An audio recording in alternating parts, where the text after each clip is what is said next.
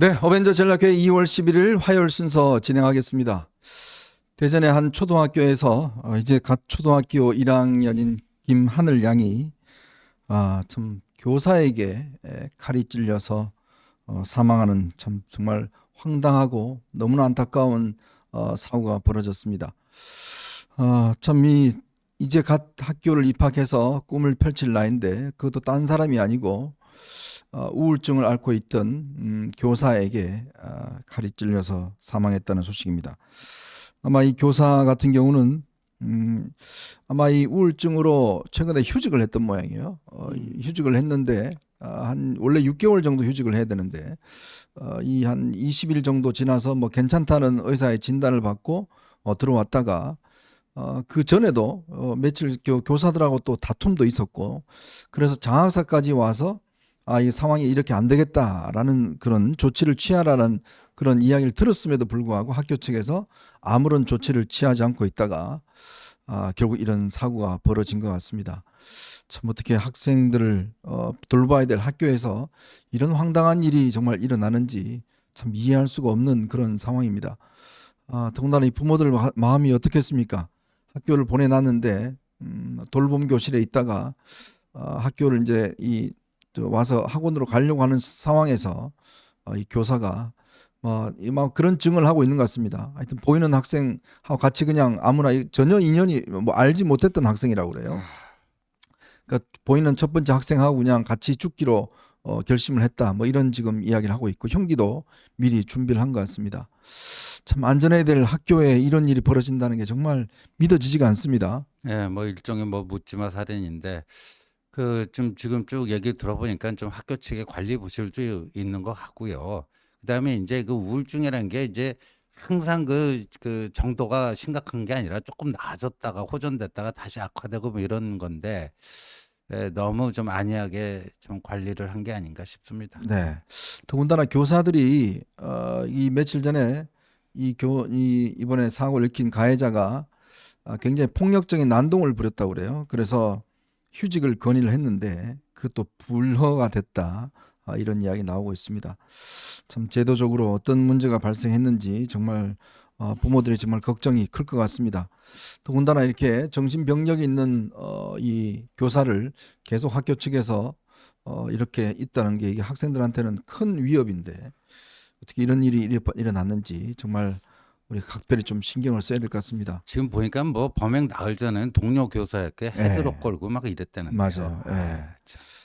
그러니까 참 이게 이 교육청이나 이런 데서 그리고 예, 학교 측에서도 이런 일이 있으면 일단 분리 조치를 한다든지 그렇죠. 학생들한테 이걸 해야 되는데 예. 이런 조치들이 참 일어나지 않는 걸 보면 그러니까 제가 예전에 뭐 한 20년 30년 전에 이제 미국에 연수를 할 때 그때 애들 데리고 이제 학교를 이제 초등학교를 보냈었는데요. 미국은요 학생들이 하나가 이렇게 폭력적인 행동을 해도 즉각 이렇게 뭐 차단 조치하고 굉장히 엄격하게 조치를 하더라고요. 네. 그러니까 뭐 이게 뭐 아주 뭐 일반적인 거는 모르겠습니다만은 어쨌건 우리 같은 경우도 그냥 뭐 사고 나도 그냥 대충 넘어가고 특히 정신병력이 있는 것 같은 경우는 이 강제로 요즘 이제 시도 단체장들이 이제 입원시킬 수 있는 권한이 있습니다.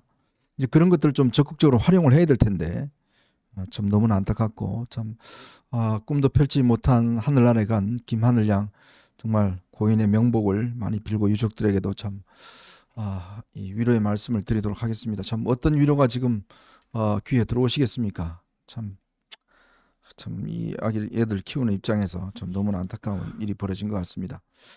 참 나라가 또 어수선할 때 이런 일이 벌어져서 더 안타까운 것 같습니다. 자, 그리고요, 민주당이 명태균 특검법을 또 갑자기 또 발의를 하겠다라고 지금 야당 6당과 함께 지금 곧 발의를 하겠다고 그럽니다. 근데 이 명태균 특검법은 지금 사실은 이번에 계엄 관련된 이 사태로 인해서 윤 대통령에 대한 뭐 구속이나 이거로 하다 보니까 사실은 이걸로 이제 본인들은 될 줄 알았던 모양이에요. 네. 근데 이제 여론이라든 이런 게 좋지 않고 또 지금 지지율도 안 오르고 있고 네. 지금 뭐 일부에서는 국민의힘과 지지율이 역전됐지 않습니까? 이제 그러다 보니 뭔가 좀 타격을 줄 수 있는 게 필요하다라는 네. 어떤 생각에서 또 이걸 지금 끌고 나와서 하겠다는 거예요. 그렇죠. 새로운 무기가 필요하다고 하는 판단인 것 같습니다. 그러니까 계엄, 탄핵 뭐 이것만 가지고도 충분히 요리 가능하고 조기 대선을 조기에 확정시킬 수 있을 것이다. 뭐 그런 전망 속에서 움직여 왔는데 그 예상이 빗나가고 네. 지금 역으로 좀 포위당하는 듯한 특히 이재명이 네. 역포위가 되고 그러다 보니까 새로운 무기가 필요하대서 꺼내든 카드로 보여집니다. 네. 아니 근데 이재명 며칠 전에 국회 어제인가요? 대정부 연설에서 뭐 성장 운운하고 뭐 참 잔뜩 뭐 좋은 이야기는 다 했지 않습니까? 네. 이제 그래 놔놓고 이제는 또 특검법을 하겠다는 거 아닙니까? 이 도대체 무슨 장단에 춤을 춰야 될지 모르겠어요. 우리 현종님은 네? 저기 이재명 얘기를 아. 너무 진지하게 들으시는 것 같아요. 아니 그러니까 좀 잠시 진지하려고 그랬는데 참 진짜 이해가 안 되네요. 네. 아니 도대체 어제까지만 하더라도 저렇게 이 국정 안정 뭐 성장 뭐 경제 활성화 뭐 AI 이야기 하더니 갑자기 오늘은 또 명태균 특검을 하겠다? 참 이러고 앉아 있습니다. 근데 저렇게 나오니까 명태균 씨는 뭐 대환영이다 뭐 그 입장문을 냈어요. 네, 명태균이 오늘 참 명태균도 이제 특검법 발의를 환영한다. 명태균 특검 내가 진정으로 바라는 바다. 언론의 내 뜻을 여러 번 밝혔다. 공천개입, 국민의힘 대선 경선 정치안고 위반 뭐 등등 오세훈 홍준표 시장을 고소한 사건까지 명태균 관련된 모든 내용을 특검에서 포함을 시켜라. 뭐 이렇게 이야기를 하면서 명태균이 본인의 입장을 이렇게 참 냈네요. 지금 모르겠습니다. 요즘 창원지검의 수사를 어떻게 하고 있죠? 지금 뭐 나오는 소식이 없어요. 잠잠해요. 네. 잠잠해요. 계엄 이후에는 창원지검 수사가 뭐 새로운 것들이 뭐 나오질 않고 좀 잠잠합니다. 아니 뭐 황금폰 뭐 오늘 하더니만은 뭐 글쎄요. 그다음에 뭐 별 소식이 없어요. 네. 그래서 참 그러니까 아마 좀 국민들께서는 많이 답답하신 것 같습니다. 갑작스럽게 수사를 하다가 지금 뭐 별로 나오는 게 없으니까 검찰이 계엄 이후에 지금 놀고 있는 것 같기도 하고 어쨌건 이 수사와 관련해서는 검찰이 어떤 식이든지 좀 수사 결과를 좀 이야기를 해야 될 텐데 그렇죠. 전혀 이야기도 없고 하니까 지금 아마 좀 많은 국민들이 좀 답답하신 게 아닌가 그런 생각이 좀 듭니다. 어쨌건 이 문제도 꽤 논란의 소지가 있고 특히 뭐 일각에서는 이 특검법 이 문제, 그러니까 명태균이 특검법을 해달라고 요청하고 그 다음 날인가요? 이게 아마 그 다음 날인가요? 이 비상계엄이 떨어졌기 그렇죠. 때문에 예. 뭐 야당 일부에서는 야 이거 막으려고 대통령이 특검한 거 계엄한 거 아니냐? 뭐 이런 주장도 있지 않겠습니까? 그 박범계가 저 설 연휴 때 명태균 씨를 면회하고 왔는데 명태균 씨가 그렇게 얘기하더라. 네. 예, 자기 황금폰 때문에 윤 대통령이 비상계엄을 한 것 같다. 그러니까 박범계도 이제 그거를 확산시키고 있는 거죠. 네. 어쨌건 뭐 저희 입장은 그렇습니다. 기본적으로 진실은 다 밝혀져야 된다는 입장이고 명태균 사건 관련해서도 그동안 의혹은 많이 있었는데 이걸 좀 매듭을 지어야 되는 그런 상황이지 않겠는가 그런 생각이 듭니다. 뭐 야당이 특검하자는 건 뻔합니다. 이거 해서 이제 대선 전국에 이걸 뭔가 이용하겠다. 뭐 대선 주자들을 좀 압박하겠다. 또 국민의힘을 압박하겠다. 뭐 이런 뜻 아니겠어요? 어차피 뭐 이거는 통과 안 될 겁니다.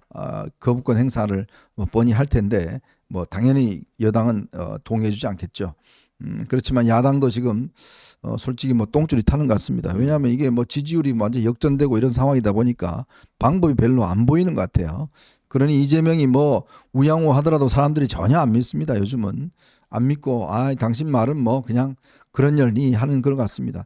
참 저는 보면 정치인이라는 사람이 물론 상황에 따라서 말은 바꿀 수는 있어요. 말은 어떤 입장은 바꿀 수는 있는데 근데 그 변동폭이 너무나 크고 그렇죠. 그게 또 왜 바뀌는지에 대한 설명이 없어요. 네, 설명이 없어요. 그냥 아무런 생각 없이 그냥 확 바뀌어버리니까 도대체 이게 뭔지 모르겠습니다. 참 저런 사람을 믿고 나라를 맡겨야 되는 건 아마 많은 여러분들이 안 될 것 같다라는 그런 말씀을 아마 드릴 것 같습니다. 자, 그리고 민주당의 박구용 교육연수원장이라는 사람이 있습니다. 박구용 교육연수원장 사람이 있는데 참 이 사람이 황당한 이야기를 했어요. 2030 최근에 이제 아마 보수 집회에 많이 나왔던 2030들에 대해서 사유 즉 생각은 안 하고 계산만 있다 이렇게 이야기를 했고 자아가 충돌해야 사유가 일어나는데 우파를 지지하는 2030 세대는 올바른 게 뭐냐를 사실 완전히 포섭돼 버렸다. 사유는 없고 계산만 있다. 충돌하는 자아가 있어서 건강한 자아인데 이건 고쳐지지 않는다.